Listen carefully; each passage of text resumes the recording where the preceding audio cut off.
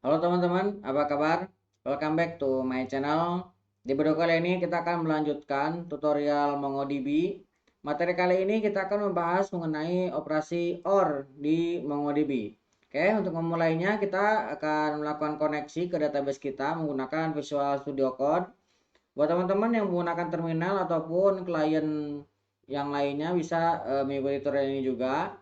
Jangan lupa jalankan lokal environment-nya ataupun dockernya dijalankan.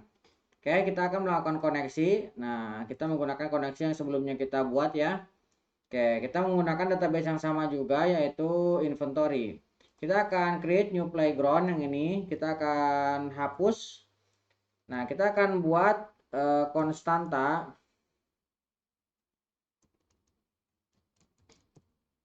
Buat konstanta baru, misalkan kita buat mydb.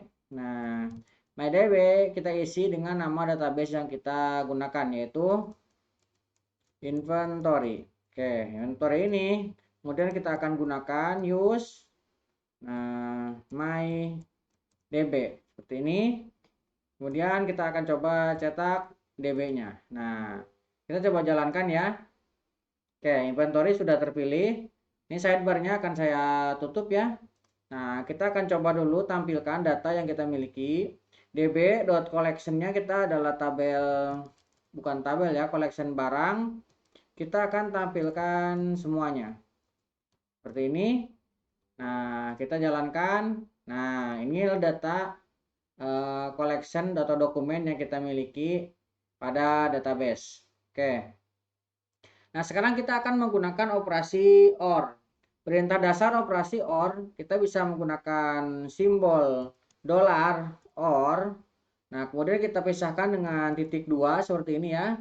Kemudian tambahkan siku, kurung siku ya. Kemudian kita tambahkan lagi kurung kurawal. Baru di sini ekspresi 1. Nah, kita bisa memiliki lebih dari 2 ekspresi ya.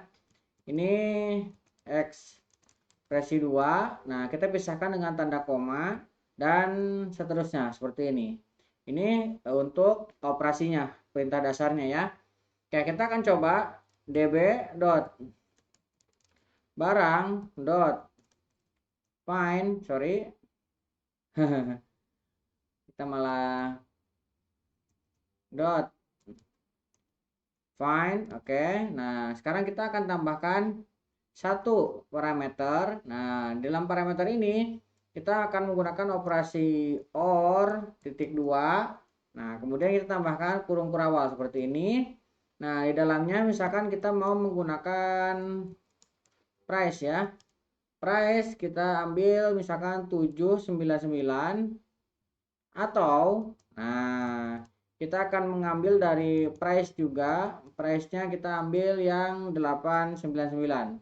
Nah, seperti ini. Ini secara basic ya. Kita coba jalankan. Nah, ini tidak keluar. Kenapa? Kita salah ya koleksinya. Barang. Nah, kalau koleksinya salah seperti itu, jadi tidak ditemukan. Nah, ini ketika sudah benar, maka kita bisa mendapatkan datanya. Kita lihat di sini price-nya 799. Kemudian yang ini 899.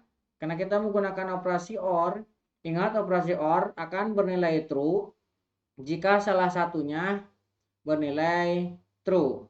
Nah, kalau yang N yang sebelumnya itu harus keduanya true baru bernilai true. Nah, ini jika kita lihat 799 ada. Nah, dan atau ini 899 juga ada. Jadi bisa dimunculkan ketika ada.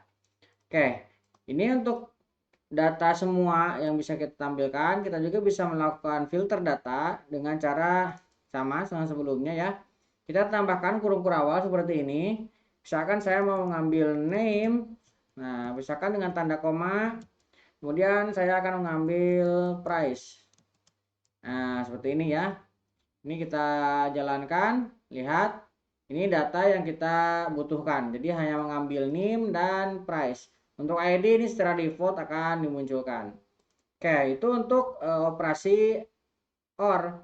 Nah, sebaiknya operasi ini karena ini menggunakan field yang sama, sebaiknya ini menggunakan operasi in ya supaya lebih simple. Nah, kita gunakan perintah db dot barang dot find lagi. Nah,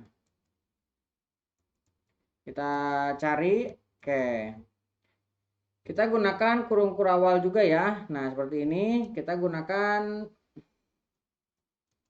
price titik 2. Nah, kita gunakan operator in yang ini ya, dolar in. Nah, titik 2 kemudian tambahkan sikunya di dalam in. Misalkan tadi 799 kemudian 899. Nah, ini untuk menggunakan operasi in lebih pendek ya. Kita coba jalankan.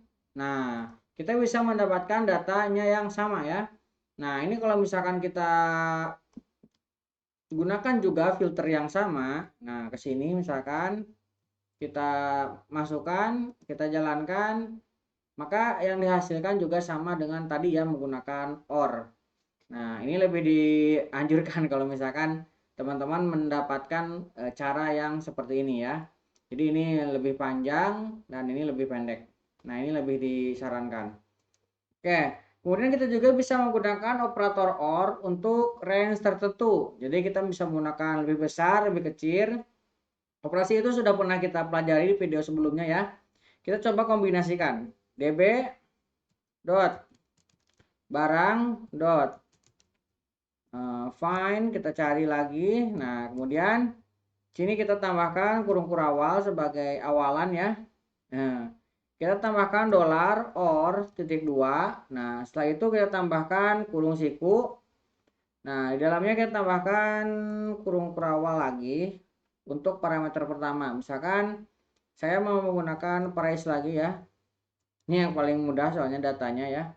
Price titik 2, kita tambahkan kurung lagi. Misalkan kita menggunakan less than atau lebih kecil dari 699. 699 kita akan menggunakan yang lebih kecil ya. Nah, kemudian kita menggunakan or atau price-nya ini kita gunakan dolar lebih besar dari misalkan 799. Nah, ini bukan dot ya, tapi menggunakan koma pemisahnya. Oke, ini secara basic kita coba jalankan. Nah, ini datanya sudah kita dapatkan. Nah, kalau misalkan ingin ditambahkan filter lain untuk kolom yang akan dimunculkan, kita pisahkan dengan tanda koma lagi. Misalkan ini akan kita copy ya. Dari yang ini kita bawa ke bawah. Nah, kita jalankan lagi. Nah, ini data yang kita dapatkan dengan operasi OR dengan range ya. Kita menggunakan less than dan greater than. Lebih kecil dan lebih besar. Oke, kurang lebih seperti itu ya untuk operasi OR. Kita bisa menggunakannya untuk mendapatkan data sesuai dengan keperluan yang dibutuhkan. Mudah-mudahan bisa membantu teman-teman. Buat teman-teman yang belum subscribe, jangan lupa subscribe dan nyalakan tombol loncengnya. Sampai ketemu di video selanjutnya.